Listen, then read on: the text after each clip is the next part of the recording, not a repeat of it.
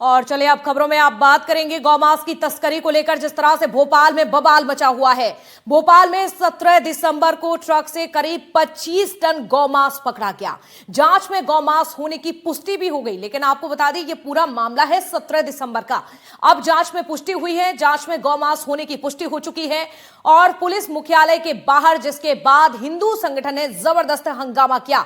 विवाद बढ़ता देख मौके पर पहुंची डीआईजी मोनिका शुक्ला ने लोगों को कार्रवाई का आश्वासन दिया। आपको दिखाते हैं एक रिपोर्ट।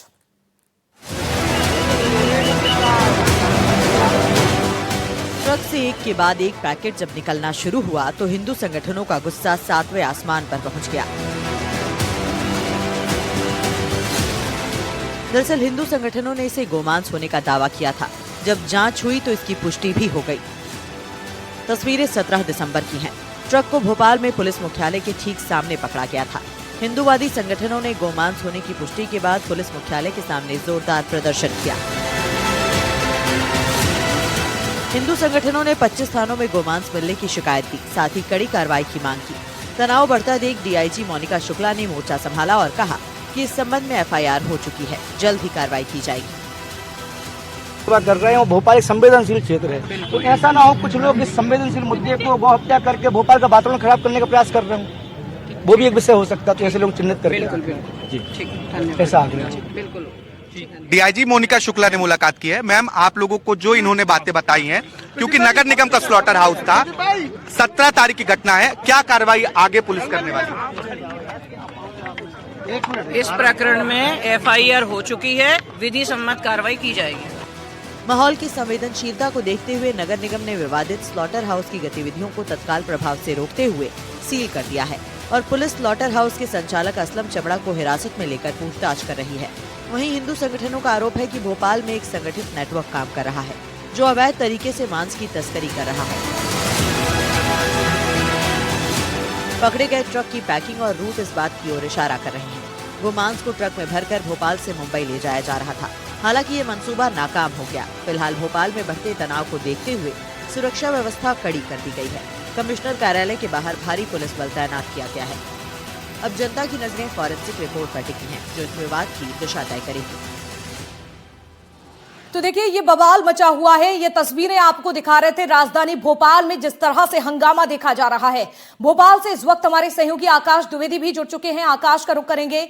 आकाश, देखिए जिस तरह से मध्य प्रदेश में सरकार कहती है कि गाय हमारी माता है, एक तरफ तस्करी पर बैन है, इस तरह के मामले सामने आते हैं तो एक्शन लिया जाता है, और दूसरी तरफ हम तस्वीरें देखते हैं कि 17 दिसंबर में एक ट्रक में इतनी बड़ी मात्रा में गौमांस भरा हुआ था और अब जाकर पुष्टि होती है, लेकिन बवाल रुकने का नाम नहीं ले रहा है। आकाश, बताइए फिलहाल क्या कुछ हो रहा है? देखिए, जो स्लॉटर हाउस है वो स्लॉटर हाउस नगर निगम का है। असलम कुरैशी नामक व्यक्ति लाइव स्टॉक नाम से स्लॉटर हाउस भोपाल के जिंसी इलाके में चलाता था और इस इलाके में 2 से 3 महीने पहले बड़े जोर शोर से स्लॉटर हाउस की शुरुआत की गई और कहा गया कि अत्याधुनिक तरीके से यहां पर जो मवेशियों के शव हैं उनको नष्ट किया जाएगा। जो मवेशियों के चमड़ों से सामान बनते हैं, यहाँ से वो अलग अलग क्षेत्रों में भेजे जाएंगे, लेकिन गाय के जो शव हैं उनको नष्ट करने की अलग प्रक्रिया है, क्योंकि मध्य प्रदेश में गौवध, गौवंश के परिवहन, गौमांस के भंडारण, परिवहन सभी तरीकों पर पूर्ण प्रतिबंध 2004 से लागू है और इसको लेकर संशोधन नियम भी 2010 के आसपास आ चुका है। इसके बावजूद नगर निगम के स्लॉटर हाउस से जो मांस से भरा हुआ ट्रक निकलता है, जिसमें करीब 26 टन मांस पाया जाता है, जिसे बीच में विश्व हिंदू परिषद और हिंदू संगठनों के अन्य कार्यकर्ता रोकते हैं और ये आरोप लगाते हैं कि इसमें गौ मांस की तस्करी हो रही है। उस वक्त भी विवाद की स्थिति बनी। यह घटना 17 दिसंबर 2025 की है और नगर निगम ने सफाई दी, पुलिस के अधिकारियों ने सफाई दी कि निगम का स्लॉटर हाउस है, यहाँ गौकशी नहीं हो सकती है। लेकिन जब बवाल बढ़ा तो यहां से नमूने जांच के लिए भेजे गए और इस नमूनों में कई जो नमूने हैं वो पॉजिटिव पाए गए हैं, जिसमें गौ मांस मिलने की पुष्टि हुई है। 26 टन पूरा मांस था, लेकिन कुछ अंश जो है उसमें गौ मांस का भी था और ऐसे में जो कल बवाल हुआ है उसके बाद आज अब कांग्रेस के कार्यकर्ता भी नगर निगम के दफ्तर का घेराव करने पहुंचेंगे कि आखिर किसके संरक्षण में गौकशी हो रही थी, गौमांस का यहां से सप्लाई मुंबई के लिए किया जा रहा था। तमाम सवाल हैं। फिलहाल पुलिस ने 2 आरोपियों को गिरफ्तार किया है। लाइव स्टॉक प्राइवेट लिमिटेड को सील कर दिया गया है। इसके संचालक असलम कुरैशी को गिरफ्तार किया गया है। हिंदू संगठनों का आरोप यह है कि इसमें कई अधिकारियों की मिली भगत है। इसमें नगर निगम और पुलिस के अधिकारी कर्मचारी भी शामिल हैं। अब इन आरोपों के आधार पर कल डीआईजी मोनिका शुक्ला से जो बातचीत हुई है, उन्होंने हिंदू संगठनों को यह आश्वासन दिया है कि आप शिकायत कीजिए और शिकायत में जो तथ्य सही पाए जाएंगे उसके आधार पर आगे की कार्रवाई की जाएगी। लेकिन बड़ा सवाल यही है कि केंद्र में भारतीय जनता पार्टी की सरकार है, राज्य में मध्य प्रदेश में भारतीय जनता पार्टी की सरकार है।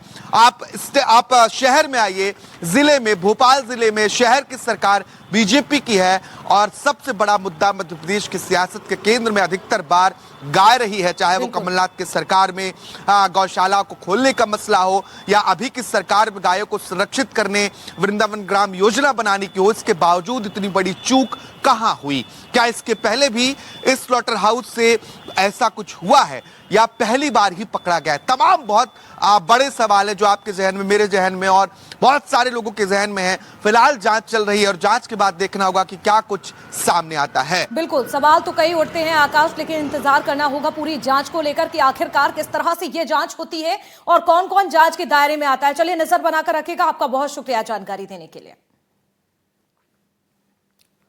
चलिए अब बात करेंगे इंदौर की भागीरथपुरा की। जिस तरह से 10 दिनों में क्या कुछ बदला है ये आपको बताएंगे। इंदौर से इस वक्त की बड़ी खबर, दूषित पानी से मौत के बाद प्रशासन अलर्ट हो चुका है। भागीरथपुरा में 2 एम्बुलेंस, इसके साथ ही आप देखिए 24 घंटे डॉक्टर भी मौजूद हैं। कल डायरिया के 23 मरीज यहां पर पाए गए हैं तो 6 को रेफर किया गया है। अस्पताल में 50 मरीज तो 10 मरीजों को आईसीयू में भेजा गया है। आईसीयू में इलाज चल रहा है। तो जिस तरह से देखिए आप, इंदौर में दूषित पानी पीने से मरीजों की संख्या में लगातार इजाफा हुआ, लेकिन कहीं ना कहीं इस घटना के बाद जिम्मेदारों ने थोड़ी सबक जरूर लिया।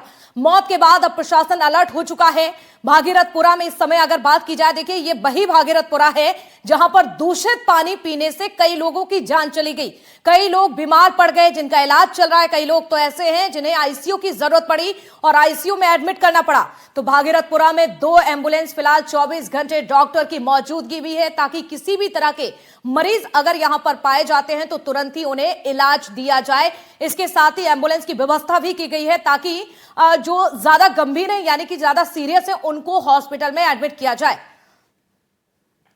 जो भागीरथपुरा में दूषित पानी पीने से 15 लोगों की मौत हो चुकी है और कई सैकड़ों लोग बीमार है, हॉस्पिटल में एडमिट है, उनको न्याय दिलाने के लिए हमने आज जिला न्यायालय में वाद प्रस्तुत किया है। और वाद हमने उस समय के तत्कालीन नगर निगम आयुक्त शिवम वर्मा जी, जो वर्तमान कलेक्टर महोदय है, और इसके अलावा जो अपर आयुक्त उस समय के नगर निगम के जो थे, जो वर्तमान में अपर सचिव है दिलीप कुमार यादव जी, और एक और जो जेल यंत्र अधिकारी है रोहित सोनिया जी, इन तीनों के विरुद्ध हमने वाद प्रस्तुत किया है। इनके द्वारा जो है 11/2024 में ठहराव प्रस्ताव हो गया था कि जो है कि पूरी लाइन बदलना अति आवश्यक है क्योंकि उसमें गंदा पानी मिक्स हो रहा था। जो भागीरथपुरा में दूषित पानी पीने से 15 लोगों की मौत हो चुकी है और कई सैकड़ों लोग बीमार है, हॉस्पिटल में एडमिट है, उनको न्याय दिलाने के लिए हमने आज जिला न्यायालय में वाद प्रस्तुत किया है। तो देखिए, दूषित पानी से लगातार मौत का आंकड़ा बढ़ा है। तो इंदौर दूषित पानी के मामले को लेकर आपको बता दें कंप्लेंट भी दर्ज की गई है। भागीरथपुरा के युवक ने दर्ज कराई है शिकायत। जिला कोर्ट में कंप्लेंट देकर कई आरोप लगाए हैं। निगम अधिकारियों समेत कलेक्टर पर भी आरोप लगे हैं। 2024 में दूषित पानी की जानकारी होने का भी आरोप लगा था, तो टेंडर होने के बाद उसे दबा लेने का भी आरोप लगाया। थाने ने मामला दर्ज नहीं किया, तो ये शिकायतों का अब दौर भी लगातार जारी है।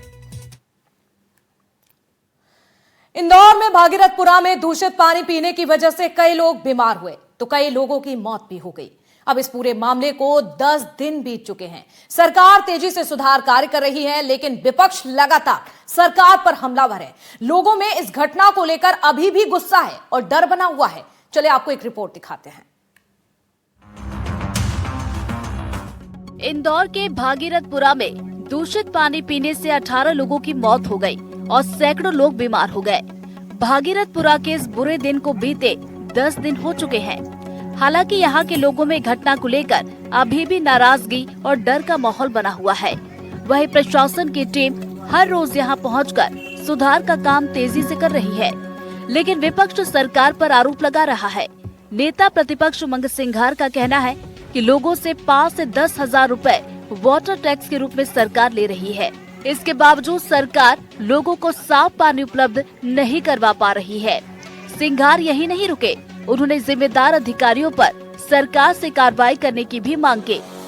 सर, जगह जगह आप पहुंचे थे, उसके बाद आपने इस तरह का पानी जो है उसके ऑडिट करते हुए अलग अलग पानी एकत्रित किया। क्या देखिए, ये ऑडिट मैंने इसलिए किया कि मुझे एहसास हुआ कि भागीरथपुरा सरीगा इंदौर में सब दूर पानी की स्थिति नहीं है, तो ये हर जगह मुझे पानी मिला और ये घटना घट सकती है। भागीरथपुरा कहीं ऐसा नहीं कि दूसरी कॉलोनी मोहल्ला बन जाए। मैं समझता हूँ कि सरकार को इंदौर के हर मोहल्ले का एक पानी का टेस्ट कराना चाहिए। जिस प्रकार से पानी का अल्कलाइन ज़्यादा बढ़ा हुआ आया, पीएच बढ़ा हुआ आया, मतलब किडनी की बीमारी होना तय है। मैं इंदौर वासियों को कहना चाहता हूँ, शहर पूरे मध्य प्रदेश के लोग, कि एक सेल्फ ऑडिट करें, वाटर ऑडिट करें आप लोग। लेकिन सरकार हजारों करोड़ रुपए खर्च कर रही है पानी के नाम पे। ये हमारा अधिकार है, हम सरकार से भीख नहीं मांग रहे। सरकार क्यों हम इंतजार कराती है कि कोई घटना घटे उसके बाद हम जागेंगे। 5-5, 10-10, 20-20 हजार रुपए आप टैक्स के रूप में, वाटर टैक्स के रूप में लेते हैं, लेकिन उनको आप शुद्ध जल नहीं दे पा रहे। ये सरकार की लापरवाही है और दोबारा ऐसी घटना ना हो। मैं समझता हूँ कि अधिकारियों के खिलाफ जिस प्रकार से गैर इरादतन एक हत्या का प्रयास हुआ, केस दर्ज होना चाहिए। सरकार से मैं ये मांग करता हूँ। बहरहाल प्रशासन ने अब टेस्टिंग का काम भी चालू कर दिया है, जिसमें नर्मदा लाइन को चालू कर पानी का सैंपल लेकर लैब भेजा गया। बात भागीरथपुरा की करें तो यहाँ भागीरथपुरा में हर दिन कई सैंपल कलेक्ट हो रहे हैं, जो इंदौर में अलग अलग लैब में चेक किए जा रहे हैं। जहाँ पहले नर्मदा पानी के दूषित होने के तथ्य रिपोर्ट में मिले थे, वहीं अब क्षेत्र में बोरिंग के सैंपल भी कलेक्ट किए गए हैं, जिसकी जांच में फीकल कॉलिफॉर्म